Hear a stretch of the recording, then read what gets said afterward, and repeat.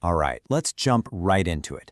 Today, we're going to tackle a really turbulent time in American history, McCarthyism. But we're not just looking at it as some old political event. No, we're going to view it through the lens of a biblical worldview. Why?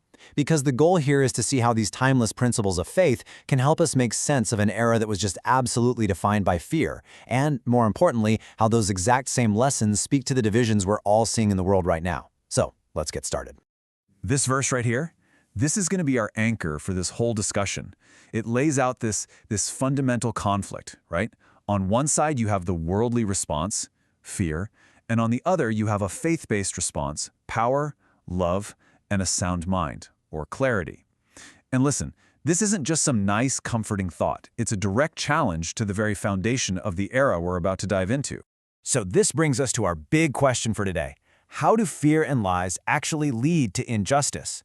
You know, it seems pretty straightforward, but the process, how that poison of fear and lies can seep into a society and create real, tangible injustice, well, that's a pattern we see again and again throughout history. And we're going to use McCarthyism as a perfect case study to see exactly how that engine works.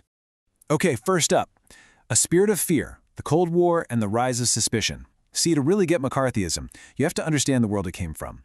The end of World War II didn't bring this big sigh of relief and global peace. Nope. Instead, it kicked off the Cold War, this super tense ideological battle against Soviet communism. And what that did was create this climate of really deep-seated anxiety and suspicion right here at home. And that widespread anxiety, it actually has a name, the Red Scare. The most important words to remember here are suspicion and paranoia. This wasn't just, a political disagreement. It was way more than that.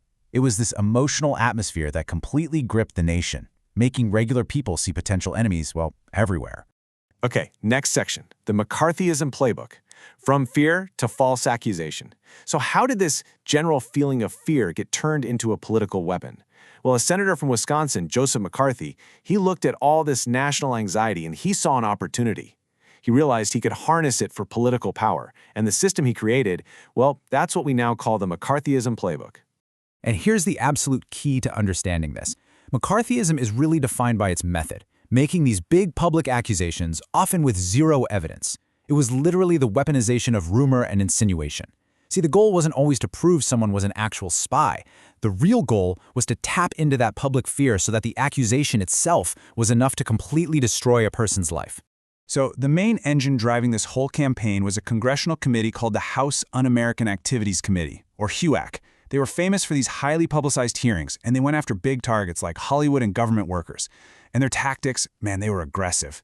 I mean, just imagine being put on a stand under all that pressure and being forced to name your friends, your coworkers, as possible communists, all just to save your own skin. It was brutal. Next up, ruined by suspicion, the human cost of the blacklist. And look, this wasn't just some political game being played in Washington. It had a devastating, real-world human cost. Let's talk about the direct consequences for the thousands of Americans whose lives were just ruined. Not because they were convicted of a crime, but because of mere suspicion. And the process for this was, tragically, pretty simple. Step 1, a public accusation. Boom, your name is out there. Step 2, you get that terrifying summons to testify before Hawk.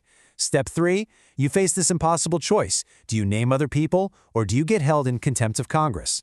Step 4, if you refuse, or if they just don't like you, you land on the blacklist. And that was basically a do not hire list for entire industries. And the final step, step 5, says it all. Career destroyed. Now, I want to be really clear about something. There were real spies, for sure. You had these high-profile espionage cases, like the Rosenbergs, and that was genuinely frightening to the public. But here's the crucial point. Those legitimate fears were then used as justification for this totally out-of-control paranoid system of loyalty oaths and security screenings that ended up targeting countless innocent people. All right, the biblical response, contrasting worldly tactics with timeless truth. So we've laid out the historical facts. Now let's make that pivot we talked about. How do we analyze all this from a biblical perspective? Well, we're going to contrast the tactics we just saw with some of the timeless truths you find in Scripture. I mean, it really doesn't get much clearer than this, does it? The 9th commandment, the entire McCarthyism playbook, the public accusations with no proof, forcing people to testify against each other, the blacklists. The whole thing was built on a foundation of bearing false witness. It was a direct violation of one of the most core moral laws. Okay, so look at this direct contrast. On one side, you have the tactics of fear, bearing false witness, stirring up suspicion and paranoia. The Christian response is the polar opposite.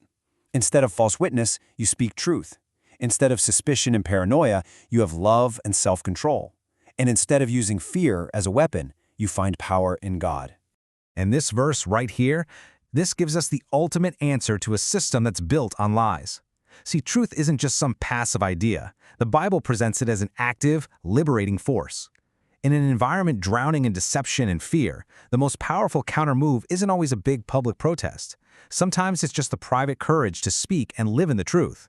It's the antidote to that poison of paranoia we talked about. All right, final section, truth in a divided world, applying the lessons today. So you might be asking, okay, cool history lesson from the 1950s, but why does it matter now? Well, it matters because these patterns repeat. The tools of fear, suspicion, and public accusation, they are very much alive and well in our modern, divided world. So let's talk about how to apply these lessons today. I really want you to think about these questions personally. Just look at our world today, at politics, at social media. First, how is fear being used to divide people, to turn us against our neighbors? Second, where do you see public accusations being thrown around without any real evidence? Think about online mobs destroying reputations. Third, what does it even mean to stand for truth when a lie is popular and spreading like wildfire? And finally, the big one. How can you, personally, respond with love and a sound mind instead of just reacting with fear? You know, this history lesson isn't just something to study for a test. It's a challenge for all of us. That same spirit of fear that fueled the Red Scare, it's still around today. And that means the same choice is right in front of each and every one of us. So the final question is deeply personal. When you see fear and division out there in the world, how will you choose to respond?